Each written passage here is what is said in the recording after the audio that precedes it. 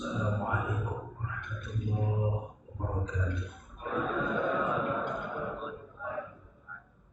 Alhamdulillah, alhamdulillah. Allamahul bayan, allamal insana ma lam ya'lam. Wassalatu wassalamu ala sayyidina al-anam, sayyidil insi wal jan, wa ala alihi wa sahbihi wa sahbihi wa sallam. Amma ba'du. Rabbi shrah li sadri wa yassir li amri wahlul 'uqdatam min lisani yafqahu qawli. Birukati rabbatil qahsima talinu juluduhu wa syu'uru maqlubuhum wa absarahum.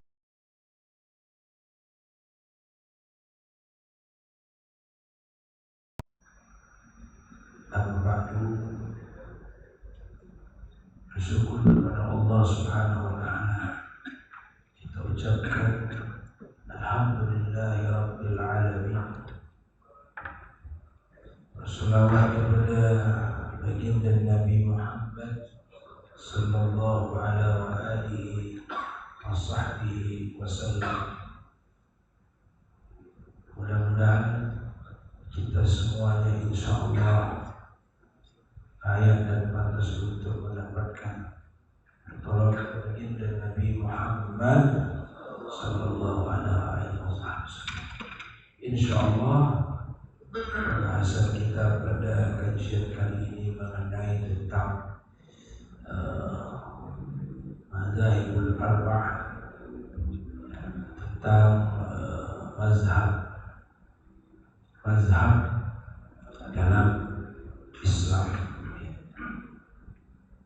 Tentu pendahuluannya adalah munculnya pemikiran dalam bidang hukum Islam. Tentu mazhabul arba'ah ini adalah bagian daripada al-usul al-fiqh,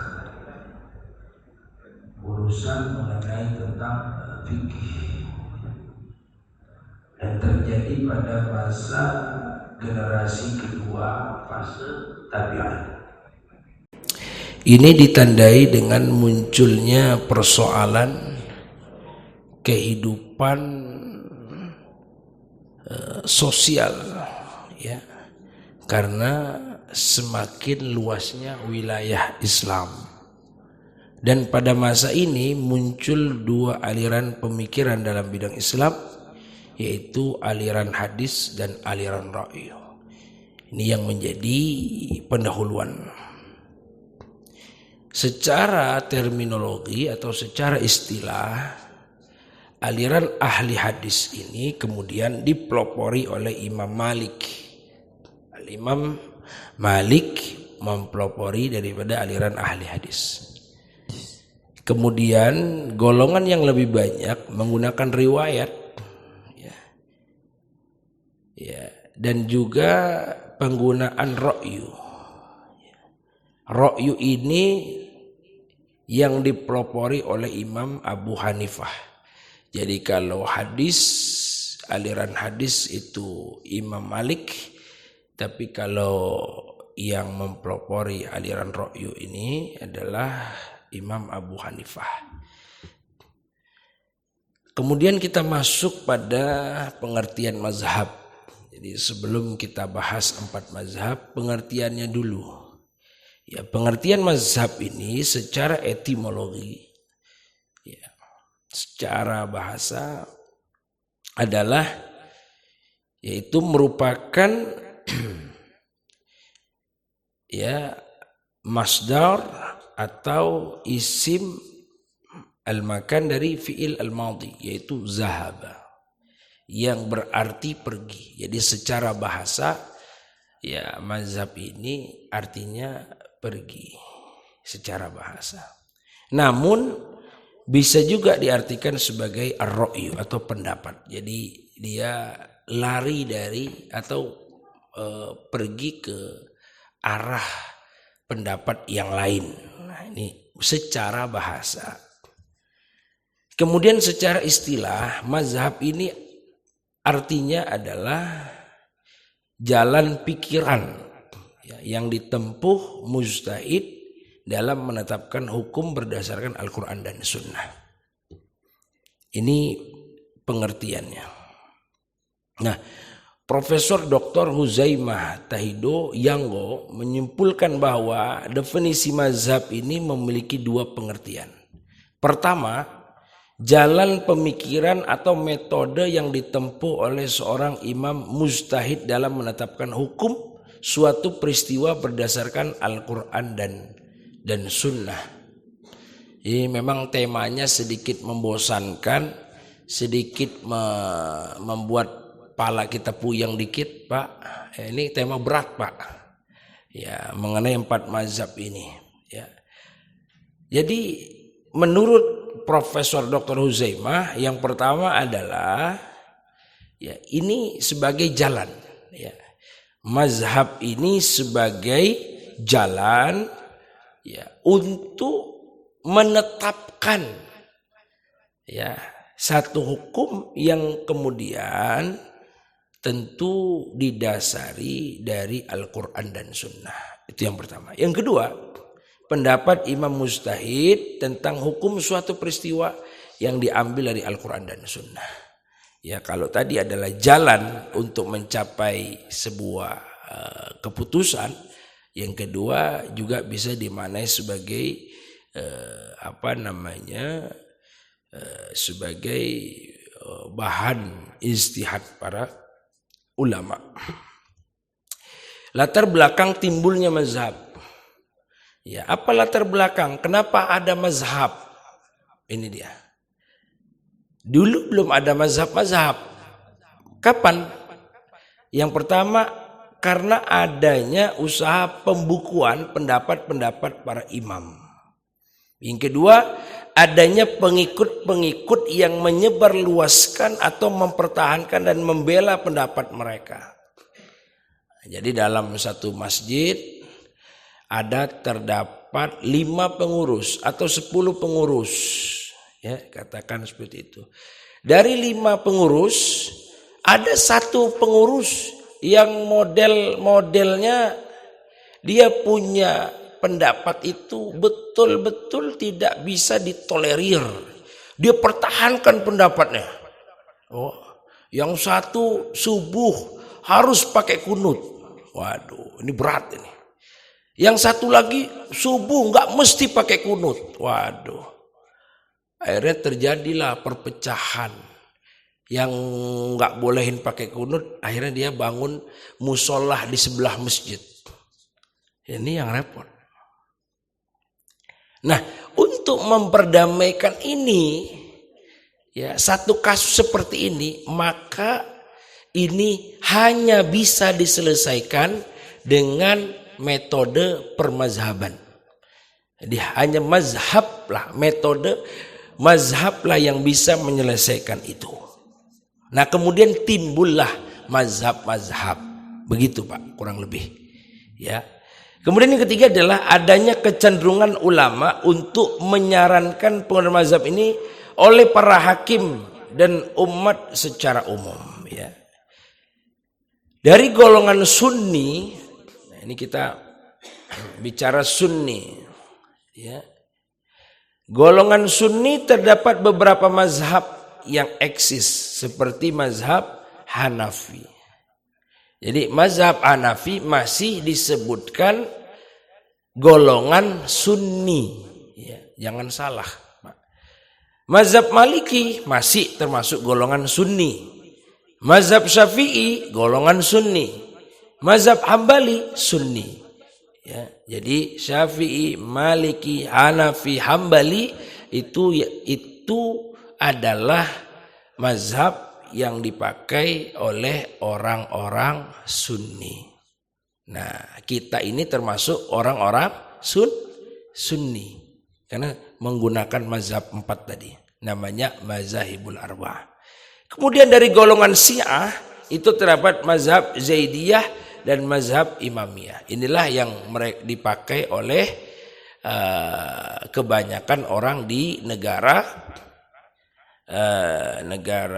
apa, Pak? Iran, ya negara Iran, betul, negara Iran. Munculnya mazhab-mazhab tersebut secara eksplisit menunjukkan betapa perkembangan hukum Islam ini sangat dinamis. Ya, jadi ada istilah usul fikih begini, Pak. Amrun bi syai'i wa amrun bi wasailihi. Hukum fikih ini dia sifatnya baharu atau tidak bisa menetap. Ya, jadi kalau bicara fikih jangan jadi orang kaku. Jangan. Kebanyakan orang yang kaku-kaku itu adalah orang yang tidak belajar fikih. Ya. Saya pernah khotib Jumat, kemudian disuruh turun lagi khotib sama orang yang merasa hebat. Dituakan. Saya lagi khotib, lagi asik khotib, ya kemudian saya disuruh turun. Ini khotibnya sesat. Waduh. Dia belum tahu yang khotib ini dokter loh. Dia belum tahu. Ternyata itu yang menyalahkan saya, SD aja nggak lulus. SD nggak lulus, cuman modal pesantren lama. Jadi dia bilang lah, menurut kitab ini, Anda ini salah fatal dalam khotib. Waduh. Jadi di Jakarta itu, Pak, ya, karena saya alhamdulillah banyakkan khotib di gedung-gedung yang ada di Jakarta. Jadi mereka itu tidak mau panjang-panjang, semakin singkat semakin bagus. Nah akhirnya kita singkat. Saya menyingkatnya begini, saya menyamakan karena itu masjid adanya di Jakarta. Jadi saya pikir masjid-masjid di Jakarta itu ya kan inginnya singkat-singkat saja. Akhirnya saya singkat. Saya rubah usikum wa iyaya nafsi bitaqwallah faqad fazal muttaqun dengan saya ganti pakai bahasa Indonesia. Itu. Diri khotib mewasiatkan untuk diri khotib pribadi. Mari sama-sama kita untuk tingkatkan kualitas. Wah nggak boleh, nggak boleh, karena harus bahasa Arab. Wah, berarti kita yang doa pakai bahasa Indonesia nggak diterima sama Allah. Karena yang diterima oleh Allah itu doa orang-orang yang pakai bahasa Arab. Lah, ini bagaimana cerita? Wah, akhirnya debat kusir. Saya tinggal aja udah, bodoh amat. Intinya kan wasiat, betul nggak Pak? Intinya wasiat. Mau pakai bahasa apa? Ketika Bapak khotib di Amerika, pakai bahasa apa kira-kira? Wasiatnya? Pakai apa Pak kira-kira wasiatnya? Inggris, benar nggak? Menyesuaikan daerah itu di mana kita pakai Inggris. Yang penting isinya wasiat. Oh, tidak boleh. Batal kalau pakai bahasa harus pakai bahasa Arab. Waduh. Padahal saya udah siasati khotib pertama pakai usikum wa iyaya nafsi. Khotib pertama saya pakai usikum, khotib kedua saya Indonesiakan, hanya sekedar saya terjemahkan saja. Masih nggak boleh juga. Allah karim. Jadi dalam bermasyarakat itu tidak boleh kaku. Nah inilah orang-orang yang ketika saya tanya, Bapak ini tahu nggak tentang mazhab? Ternyata dia bilang mazhab itu menurut saya hanya ada satu, mazhab Syafi'i. Waduh, berat Pak, jangan. Dalam bersosial, bermasyarakat yang sangat cukup bermacam-macam ya, kita bisa bilang tuh ya, seperti di masjid ini kan saya pikir ada yang NU, ada yang Muhammadiyah, itu kan organisasi sebetulnya. Tapi secara mazhab memang ya mereka memiliki pemikiran yang berbeda. Tapi kalau NU Muhammad itu bukan mazhab. Saya perjelas lagi, NU Muhammadiyah itu hanya organisasi saja. Tapi mereka masing-masing punya pemikiran secara mazhab mereka. Nah ini. Kemudian selanjutnya adalah konsep ma'kul al-makna dan ghair ma'kul al-makna. Ini kita mulai masuk isi. Apa itu ma'kul al-makna dan ghairu ma'kul al-makna? Menurut Profesor Ibrahim Hussein, Jadi saya ini bicara pakai sumber, Pak. Nggak mungkin nggak pakai sumber. Ada sumbernya. Profesor Ibrahim Hussein mengatakan lapangan yang bisa dijangkau oleh ijtihad diantaranya adalah masalah-masalah baru yang hukumnya belum ditegaskan oleh nas. Nas itu maksudnya secara teks, ya. Baik Al-Quran maupun Sunnah secara jelas. Ya, nas yang zon maupun nas yang qat'. Nanti kita bahas apa itu yang zon, apa itu yang qat'. Serta hukum Islam yang ma'kul al-makna atau ta'akkuli, yang kausalitas atau dia punya ilat, dia punya sebab dapat diketahui oleh mustahid. Sebaliknya, ulama telah sepakat bahwa ijtihad tidak dibenarkan pada nas-nas yang qat'i atau ahkam al-mansusah, hukum Islam yang bersifat ta'abbudi atau ghair al-ma'kul al-makna. Jadi bisa dipahami apa ya?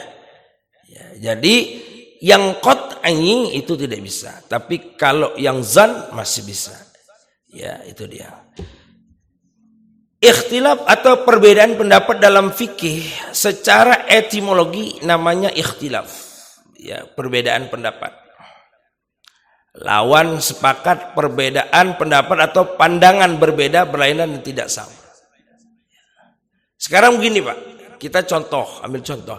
Ada orang takbir begini, Allahu Akbar, takbirnya lurus. Ada lagi yang takbirnya miring ke kanan. Ada yang takbirnya miring ke kiri. Ada yang takbirnya di dada. Kalau kita ke Mekah lebih bingung lagi. Ya, ada yang takbirnya begini aja. Itu kalau masih ada yang menyalahkan, harus belajar mazhab. Ini nggak salah, semuanya benar. Ada yang begini, Pak. Lebih unik lagi kalau di Mekah. Allah. Datang orang Indonesia, sesat itu. Gak, udah begini aja tangannya. Allah. Kata orang Indonesia, apa itu sholatnya? Ya, ini banyaknya bermacam. Itu semuanya benar. Siapa bilang salah? Tak ada yang salah. Ya, yang salah itu yang tak sholat. Yang salah itu yang tak sholat. Benar. Menurut pandangan mereka. Toh, kalaupun mereka salah, yang masuk neraka bukan kita. Betul nggak, Pak? Apa kita yang masuk neraka? Yang komentar-komentar ini? Kan enggak. Kalau dia salah, ya udah dia yang masuk neraka. Kalau kita yang salah, kita yang masuk neraka. Selesai sudah. Yang penting mereka punya dasar. Gitu. Secara terminologi fikih, ikhtilaf adalah perselisihan faham atau pendapat di kalangan para ulama fikih. Ya, jadi ada ikhtilaf. Dan masing-masing punya karakter. Dari Imam Syafi'i, Imam Maliki, Imam Hambali, Imam Hanafi. Semua punya karakter. Yang paling berbesar hati adalah Imam Malik. Berbesar hati sekali. Ya, besar. Tapi yang paling hati-hati, ya, yang paling hati-hati itulah Imam Syafi'i. Hati-hati betul. Ya. Sebab-sebab terjadinya ikhtilaf.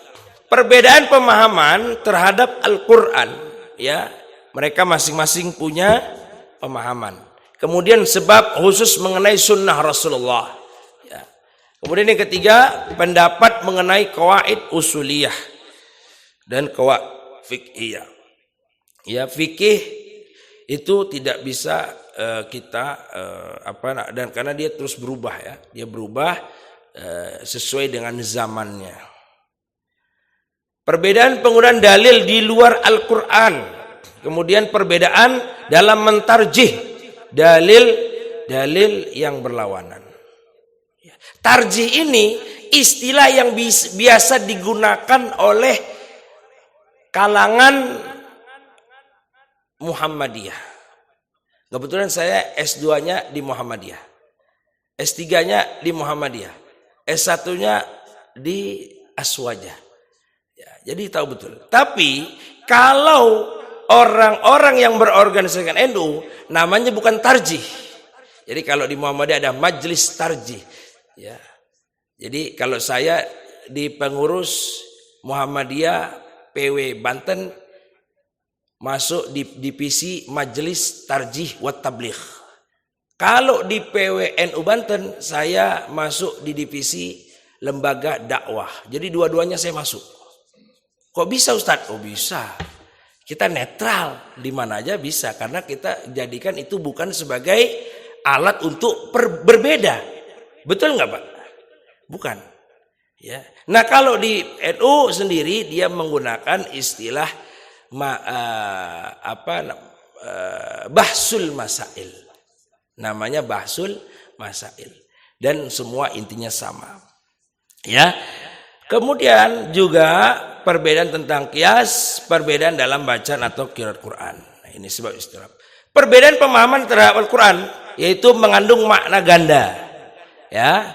Nah, pemakaian dalam hakikat atau majaz. Selain itu ada kata am. Nah, inilah yang harus diperjelas.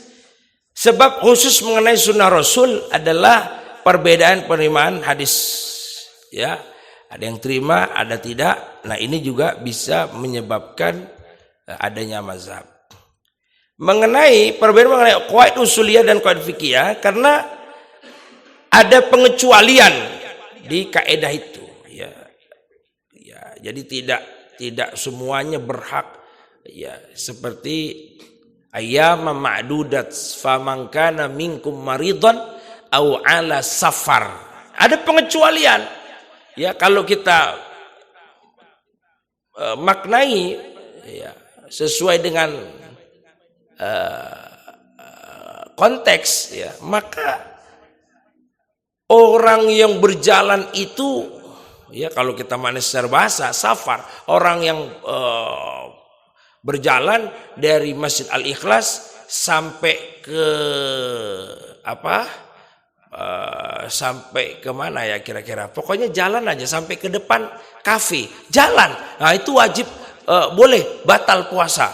Wah ini kan bahaya Pak. Ada pengecualian perjalanan yang seperti apa yang dibolehkan untuk tidak berpuasa, ada pengecualian di sana. Nah, dalam menjelaskan itu maka muncullah qawaid usuliyah atau qawaid fiqhiyah, itu yang dimaksud. Nah, itu Pak ya. Perbedaan mengenai kaidah fikih mazhab Syafi'i, ya mazhab Imam Syafi'i, kita rata-rata ini Imam Syafi'i menggunakan kaidah hukum asal dari segala sesuatu adalah boleh. Hukum asal.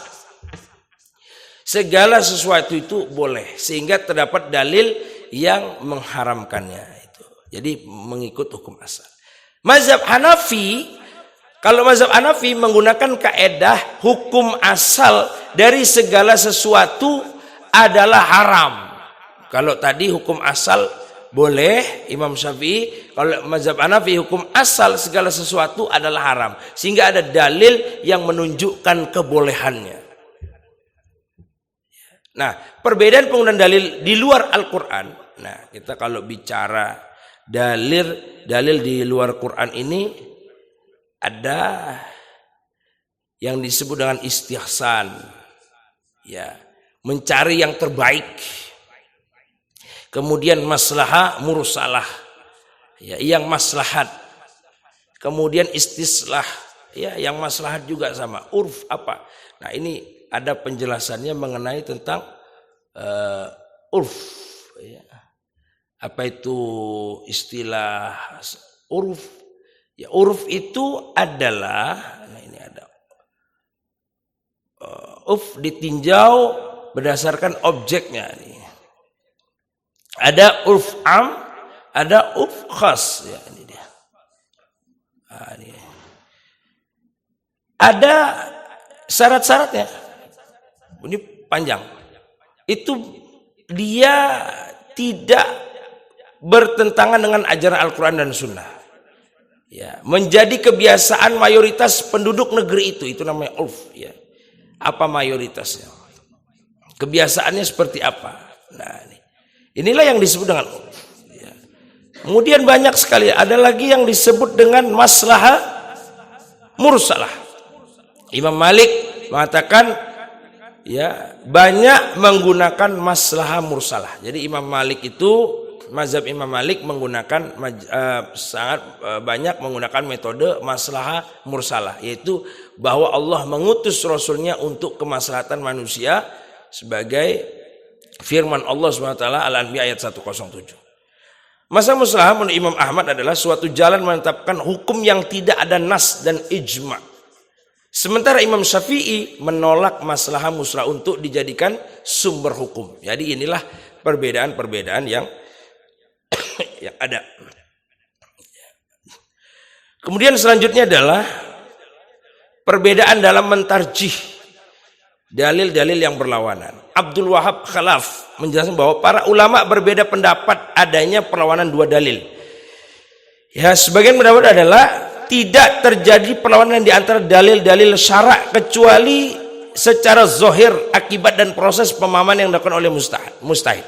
Jadi yang dihasilkan mustahid lah yang boleh untuk dilawan. Tapi kalau udah selesai urusannya, tidak perlu diistihadkan, maka tidak ada istilah tarjih, ya, tidak ada istilah bahsul masail karena dia sudah selesai. Ya. Menurut Imam Asy-Syatibi bahwa sebetulnya tidak ada satupun yang terjadi perlawanan di antara kecuali dalam memastikan dan menetapkan hukum.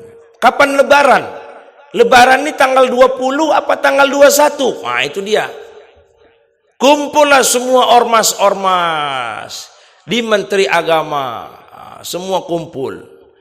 Kemudian mereka masing-masing beristihad. Nah, beristihad. Nah, mustahid inilah ya, atau istihad hasil istihad mereka daripada mustahid ya yang dikirim oleh ormas-ormas. Nah, ini boleh ya kita lawan. Ada perlawanan boleh, nggak masalah karena dia hasil daripada mustahid. Nah, kemudian contoh surah Al-Baqarah ayat 180. Kutiba alaikum iza hadara ahadakumul mautu in taraka khaira alwasiyatu lil walidain wal aqrabina bil ma'ruf haqqan 'alal muttaqin. Artinya telah diwajibkan atas kamu seorang menghadapi kematian supaya berwasiat untuk kedua orang tua dan kerabat-kerabat dekat. Kemudian ditentang oleh hadis Rasul. Menurut hadis Rasul, Abu Umamah radhiyallahu an berkata, aku mendengar Rasulullah bersabda dalam khutbahnya pada tahun Haji Wada, sesungguhnya Allah telah memberikan kepada orang yang mempunyai hak dan tidak ada wasiat. Wah, ini kan bayangin. Al-Quran mengatakan boleh memberikan wasiat kepada anak. Ada anak pertama, sini nak, sini. Nanti kalau mama udah nggak ada, karena kaulah yang ngurus mama sakit di rumah sakit, 4 bulan kau urus mama di rumah sakit, sementara 5 kakakmu yang ada di Jakarta tidak sekalipun ngurus aku. Dikasihlah wasiat sama mamanya. Ya, jadi karena sudah habis uang Muna untuk mengobatkan aku, maka semua harta-hartaku aku wasiatkan untukmu, nggak usah bagi-bagi.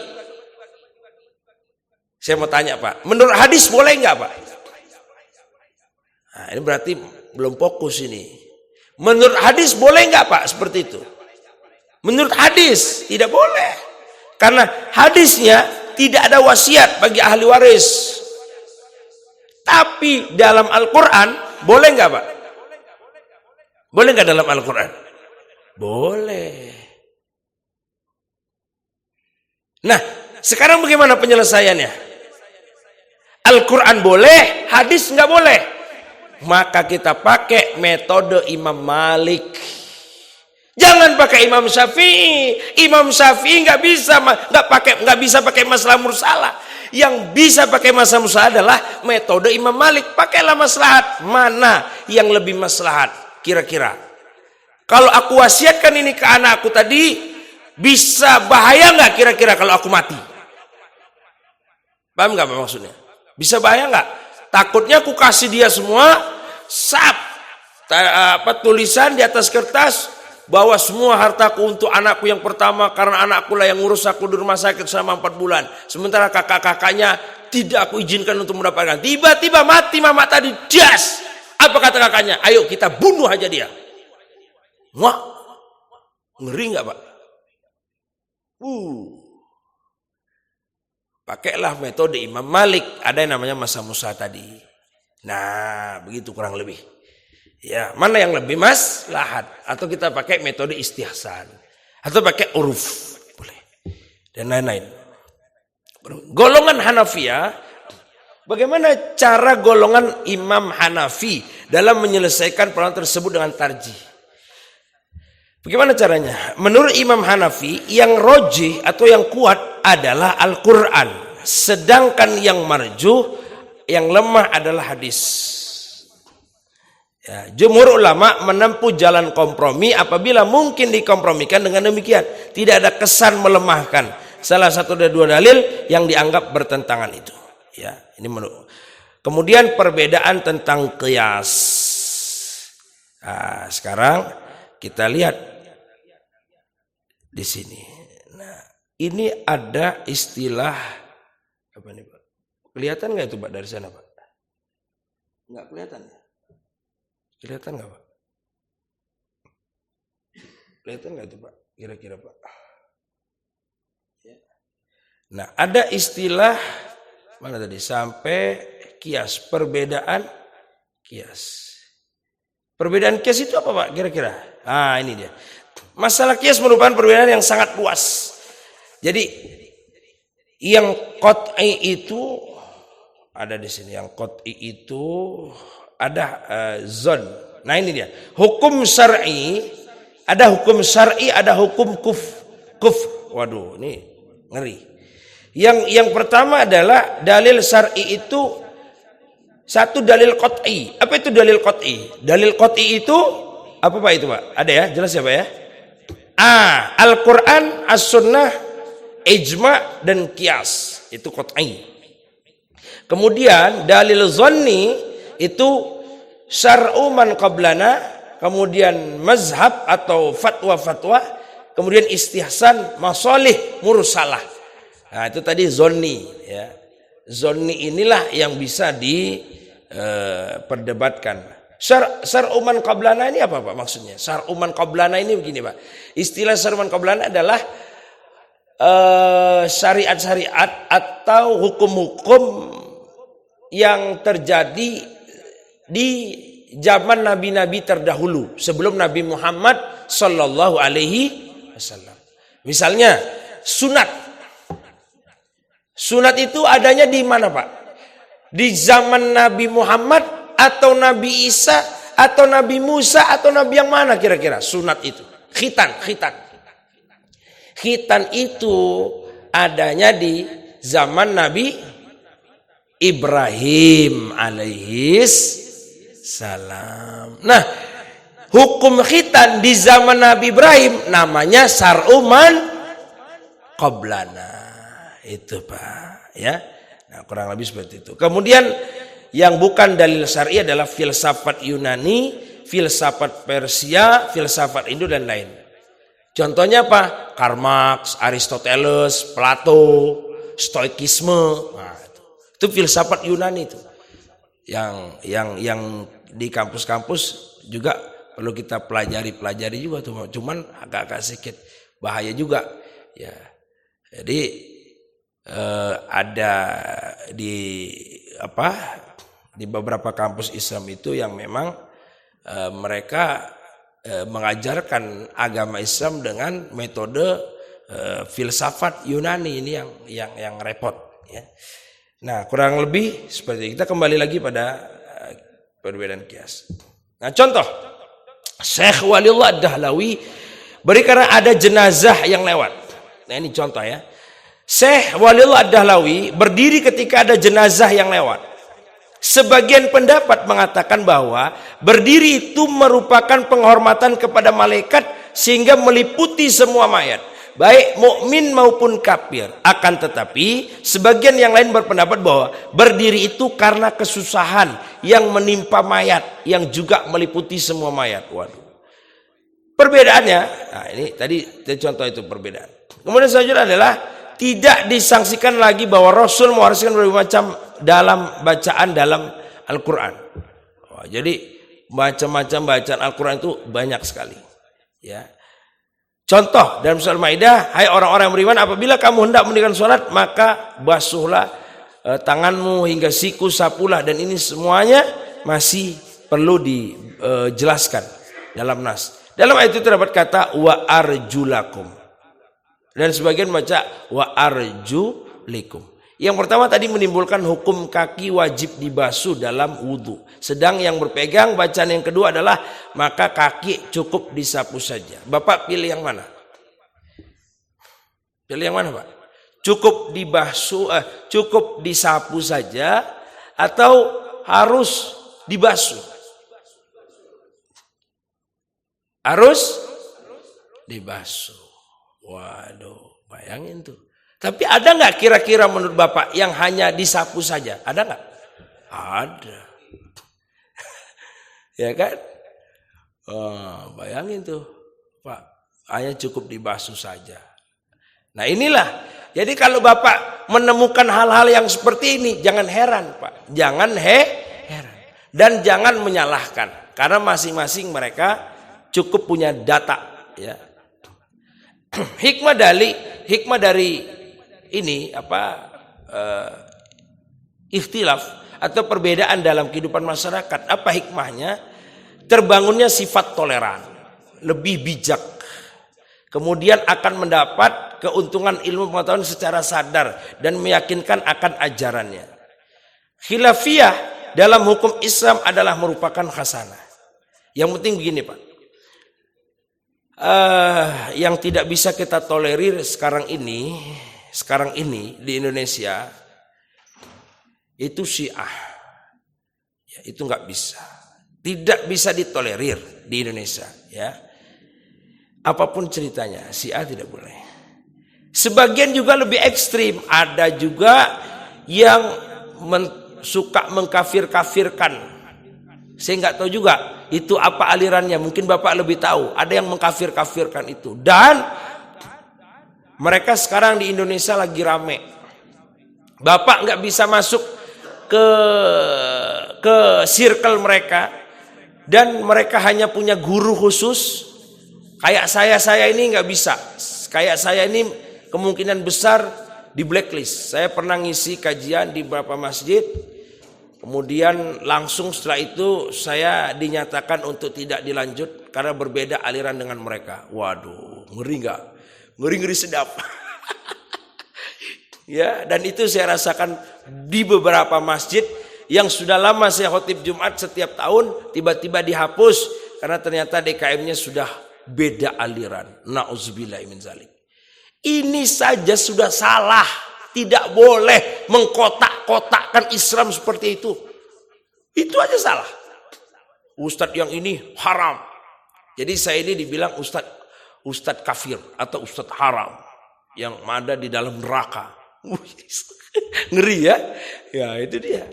Nah, ini saja sudah salah. Mereka mengkotak-kotakkan dakwah. Harusnya kenapa mereka takut untuk menerima kita. Gitu kan?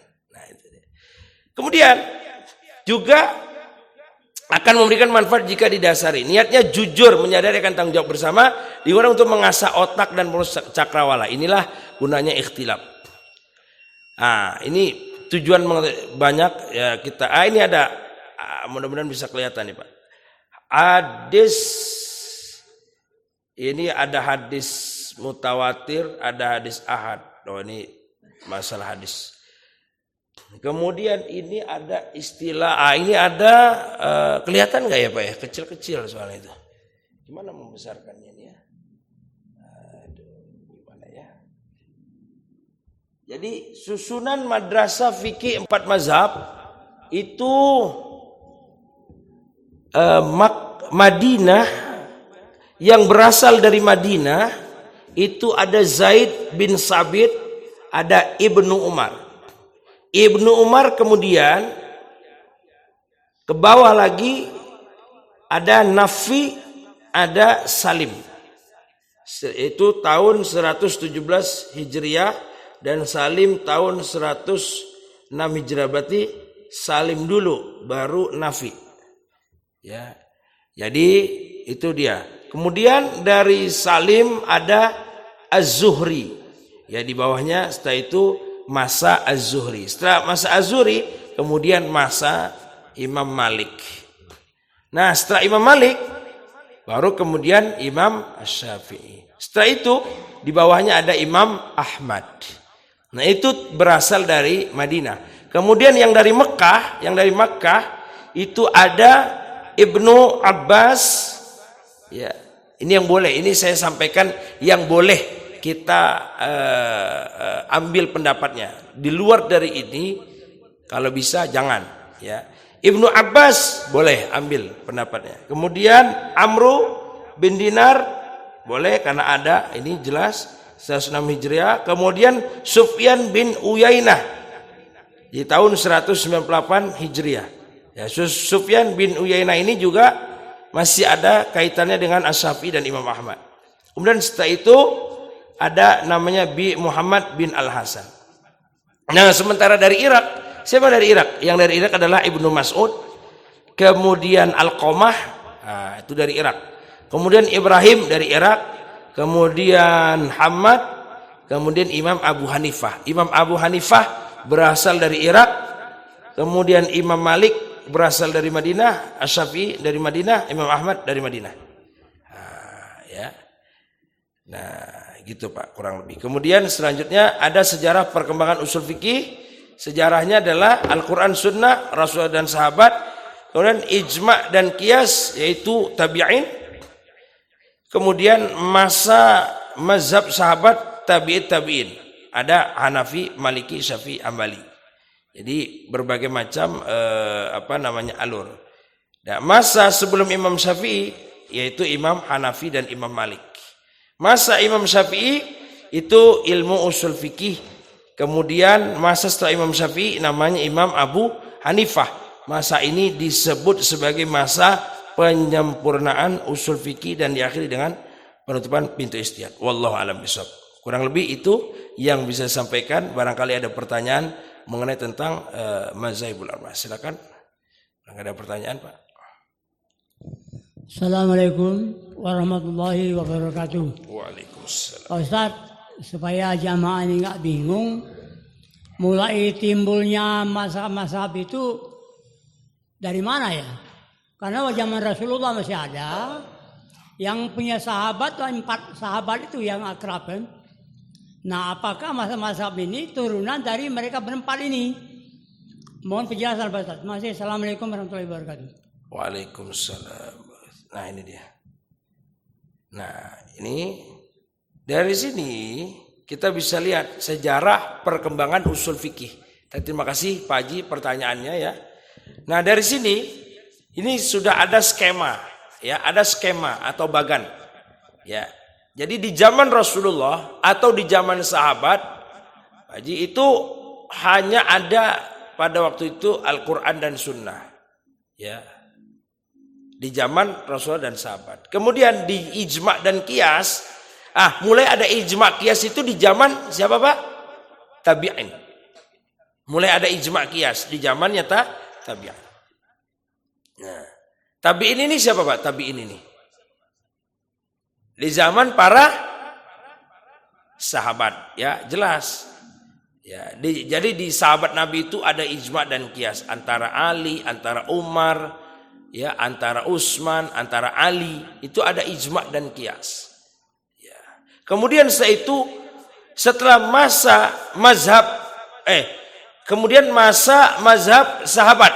Nah, disitulah mulai muncul ada mazhab di masa tabi'in, yaitu setelah dari para sahabat kemudian muncullah mazhab begitu untuk menyempurnakan pendapat-pendapat ijma' dan qiyas dari para sahabat. Gitu. Jadi munculnya mazhab-mazhab ini di masa tabi'in. Tuh. Di masa sebelum Imam Syafi'i ada nama tokoh tokohnya Imam Hanafi dan Imam Malik sebelum ada Imam Syafi'i. Karena Imam Syafi'i belajar dengan Imam Malik. Nama kitabnya kitab Al-Muwatta, itu jelas kan? Nah, belajar. Kemudian setelah itu ada namanya masa Imam Syafi'i. Imam Syafi'i khusus mengembangkan ilmu usul fikih, ya. Kemudian ada masa setelah Imam Syafi'i namanya Imam Abu Hanifah. Kurang lebih begitu. Jelas ya Pak? Ada pertanyaan lagi? Ya, silakan.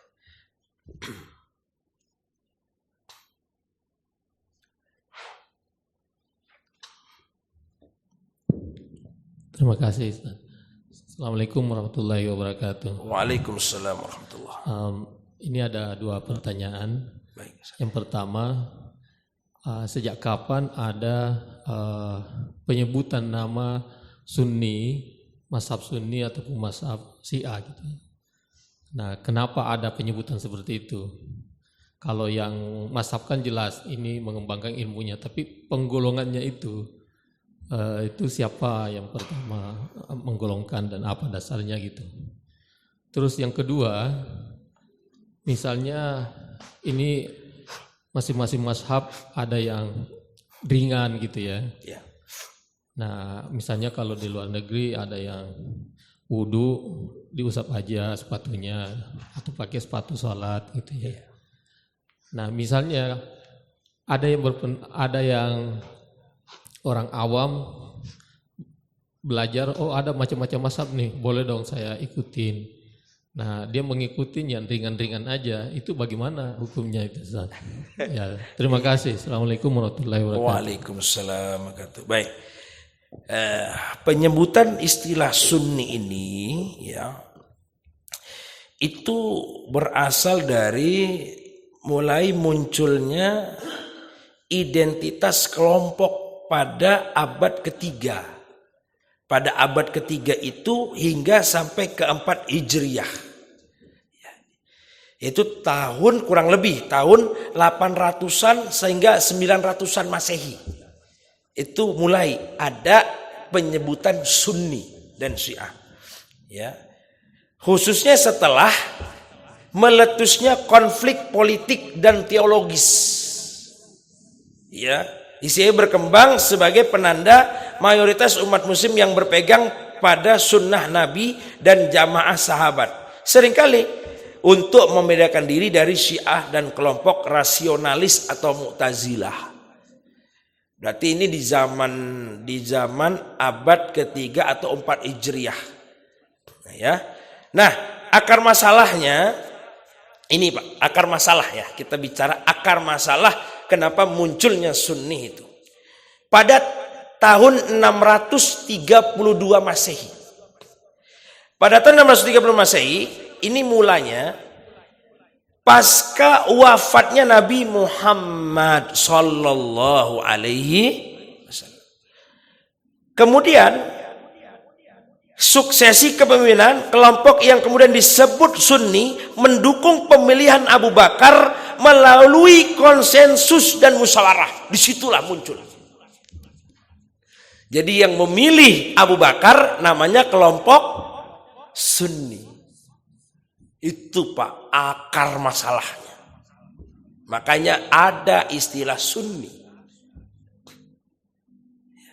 Karena siapa yang menggantikan Nabi Muhammad pada saat itu? Udah ayo kita buat kelompok saja. Kita dukung Abu Bakar untuk meneruskan perjuangan Nabi. Yang mendukung Abu Bakar namanya kelompok Sunni. Kapan? Pada tahun 632 Masehi. Gitu. Penggunaan istilah abad ketiga dan keempat, ya, istilah ahlus sunnah dan sahibus sunnah digunakan secara polemik pada tahun 800-an dan 900-an. Nah, kemudian setelah itu ada perumusan teologis pada abad keempat. Sunni semakin terdefinisi seiring dengan munculnya aliran yang namanya teologi, yaitu Asy'ariyah. atau disebutkan Abu Hasan Al-Asy'ari. Jadi pertama Sunni itu muncul 632 Masehi, tapi pesat-pesatnya Sunni itu ada di tahap yang sangat pesat itu di tahun 935 Masehi. Berarti berapa lama tuh Pak? Dari 600 berapa tahun Pak itu? Pertama kan 632 sampai 935, disitulah pesat-pesatnya Sunni. 300 tahun ya ada ya, 300 tahun ya. 300 tahun Pak Sunni. Hebat. Masya Allah. Disitulah mulai berkembang teologi Asy'ariyah sama teologi Maturidiyah. Nah yang sekarang ini mazhab kita secara tauhid tidak boleh di luar dari itu. Kalau ditanya mazhab fikihnya apa Pak? Mazhab fikih saya mazhabul arba'ah. Tapi kalau ditanya mazhab tauhidnya apa Pak? Mazhab akidahnya apa Pak? Jangan mazhabul arba'ah. Tapi mazhab akidah kita tidak boleh berubah, hanya dua. Apa itu? Asy'ariyah sama Al-Maturidiyah. Di luar itu nggak boleh. Jangan macam-macam. Dan itu tidak bisa berubah. Yang namanya mazhab akidah tidak boleh, tidak ada toleransi sedikit pun. Ya. Kemudian selanjutnya ada evolusi nama. Sunni seringkali disebut dengan, nah kemudian mulai di tahun 941 sampai seterusnya ada nama istilahnya diganti. Sunni itu menjadi Ahlus Sunnah wal Jamaah di tahun 950-an. Berarti 600 di tahun 600 namanya Sunni, begitu di tahun 950-an namanya Aswaja. Sampai hari ini istilahnya Aswaja, Ahlus Sunnah wal Jamaah. Nah, kemudian muncul lagi konflik Karbala. Pada tahun kapan? 680 Masehi. Peristiwa terbunuhnya Husain bin Ali membuat garis pemisah antara Sunni dan Syiah. Jadi Sunni lahirnya tahun berapa tadi Pak? Sunni Pak 632, sementara Syiah 680. Berarti bedanya berapa tahun? Hah? 632. Iya, berarti 50 tahun setelah Sunni ada, kemudian muncul proses Karbala, yaitu tentang terbunuhnya Husain bin Ali. Maka setelah itulah ada istilah namanya Syiah. Ya, namanya Syiah. Ya, kurang lebih begitu Pak. Itu yang pertama untuk penyebutan Sunni. Kedua, bagaimana kalau kita memilih mazhab yang ringan-ringan? Oh, tentu tidak semudah itu kita main-main mazhab. Nggak bisa.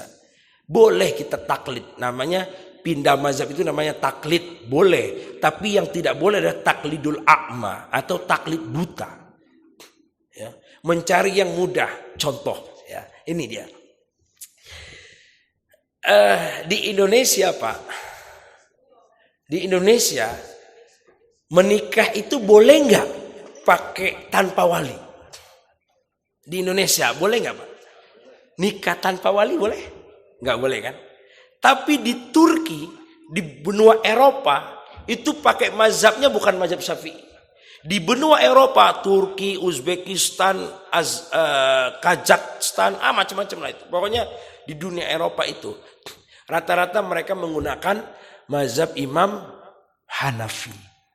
Kalau daerah timur, itu mereka pakai dua. Ada yang pakai Hanafi, ada yang pakai Maliki. Di Mekah pakainya apa Pak? Di Mekah Maliki, pakainya Maliki.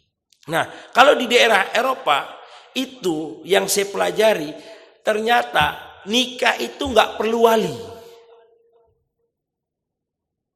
Cukup ada saksi dua menurut mazhab Imam Hanafi. Kalau itu digunakan di Indonesia untuk model untuk memudahkan, udahlah.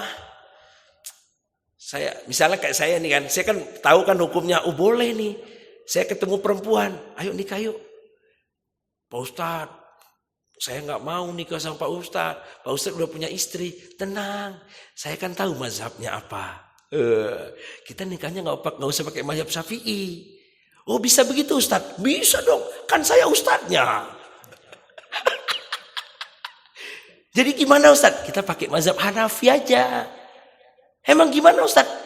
Boleh nggak usah pakai wali. Kita bayar aja tukang parkir 2 orang untuk jadi saksi. Selesai.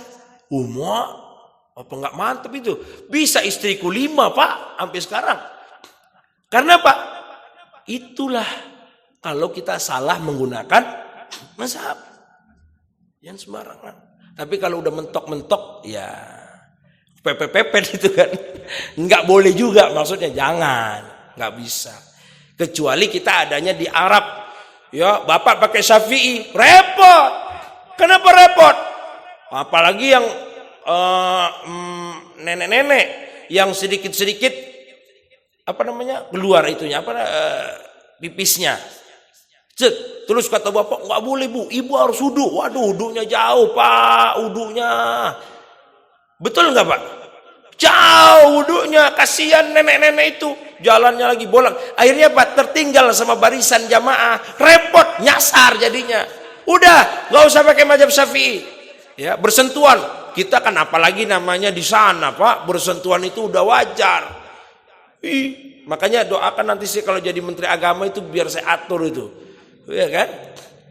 Ya. Sekarang udah bagus. Saya harusnya saya kemarin hari Selasa tuh berangkat karena saya udah beli tiket segala macam ya, dibelikan sama orang untuk mimpin. Ternyata batal. Harusnya kita nggak ketemu karena sampai Lebaran saya di sana. Tapi dengan doa bapak-bapak ketemu juga akhirnya karena batal penerbangan. Tapi nggak tahu ya, mudah-mudahan ada perubahan jadi berangkat. Tahun kemarin saya berangkat itu dari perkembangan, ternyata di Hijr Ismail itu dulu itu orang bebas Pak mau sholat di Hijr Ismail. Sekarang itu mau sholat di Hijr Ismail itu per 2 jam. Coba aja.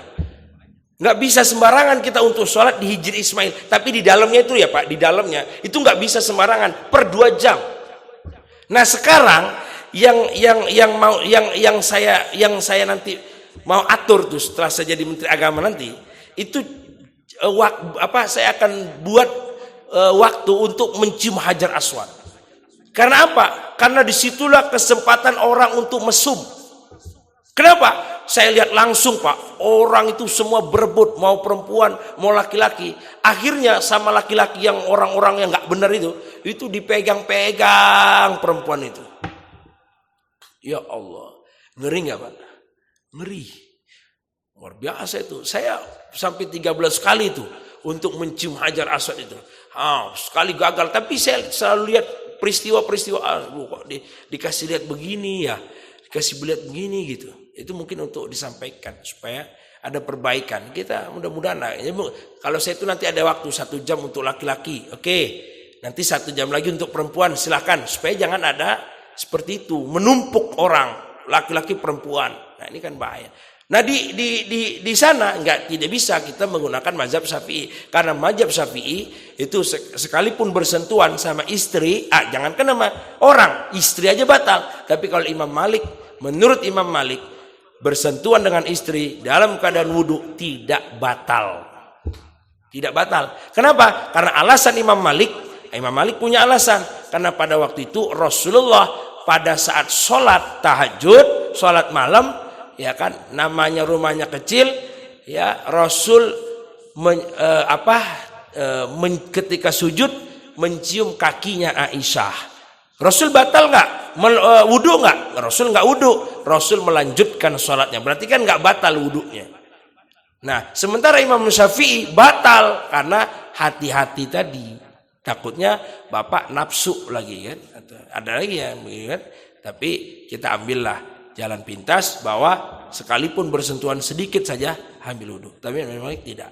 Gitu. Kurang lebih seperti itu. Jadi tidak boleh mempermudah urusan dengan terkecuali dalam keadaan darurat, ya itu boleh. Gitu, Ustaz. Gimana, Ustaz? Cukup ya? Hah? Oh tadi sudah saya jawab. Yang Syiah itu adanya di tahun 680 Masehi. Jadi kalau Sunni itu 630-an, kalau Syiah 680-an. Berarti setelah Sunni 50 tahun baru Syiah muncul kapan? Pada saat Pada saat pembunuhan Husain bin Ali. Kurang lebih begitu. Jelas Pak? Ada lagi pertanyaan? Terakhir. Oh siap Pak Kapten, silakan Pak Kapten.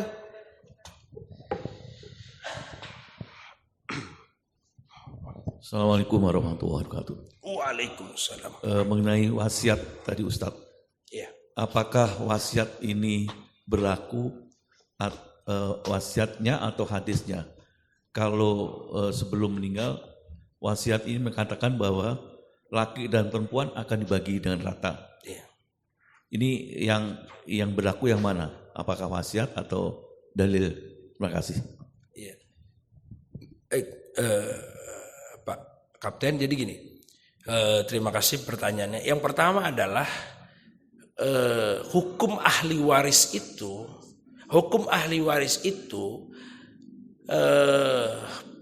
sumbernya ada di hadis. Karena harus memberikan sesuai dengan haknya. Haknya itulah yang disebut dengan ahli waris, ya kan? Kalau nama kitabnya Matan Rohbiyah atau namanya Faraid, ya kan? Ilmu Faraid, pembagian ahli waris. Nah, itu ada sumbernya ini. Nah, bisa tidak menggunakan ilmu waris dengan cara wasiat tadi. Boleh nggak Ustaz? Boleh.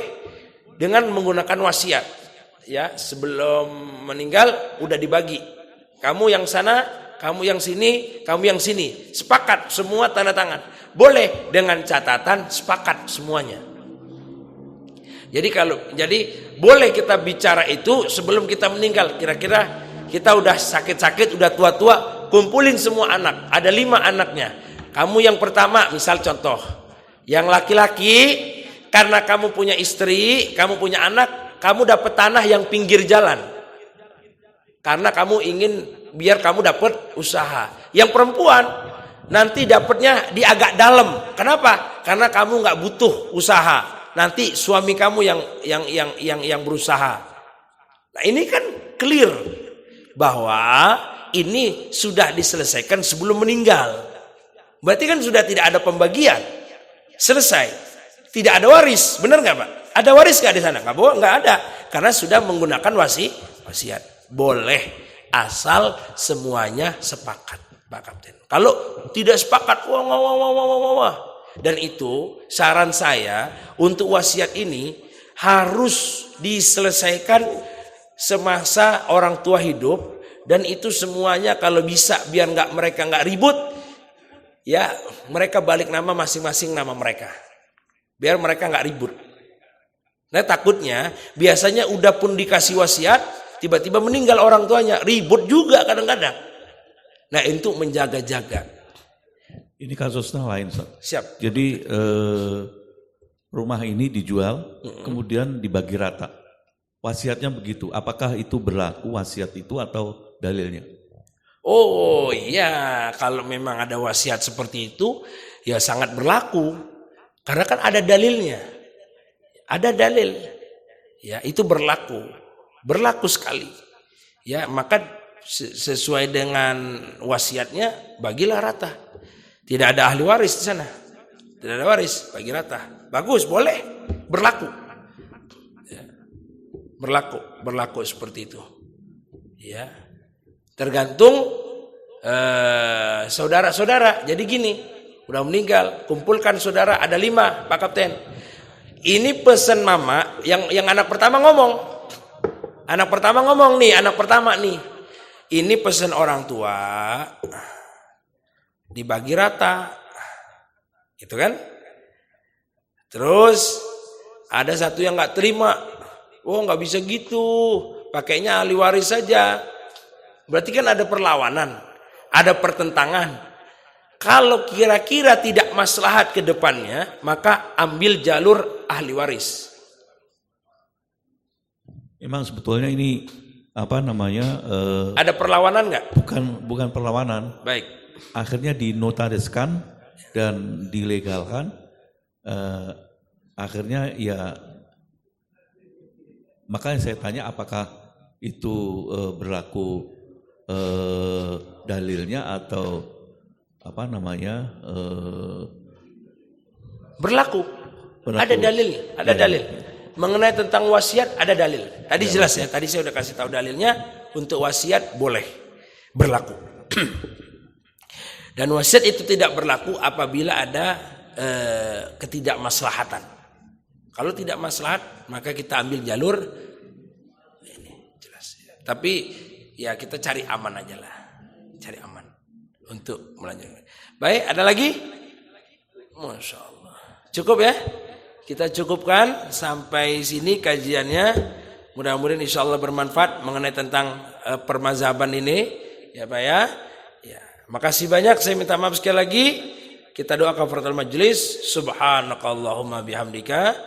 Ashhadu an la ilaha illa anta. Astaghfiruka wa atubu ilaik. La ilaha illa anta. Subhanaka inni kuntu minaz zalimin. Wallahu muwaffiq ila aqwamit thoriq. Fastabiqul khairat. Nasrun minallahi fatun qarib. Assalamualaikum warahmatullahi wabarakatuh.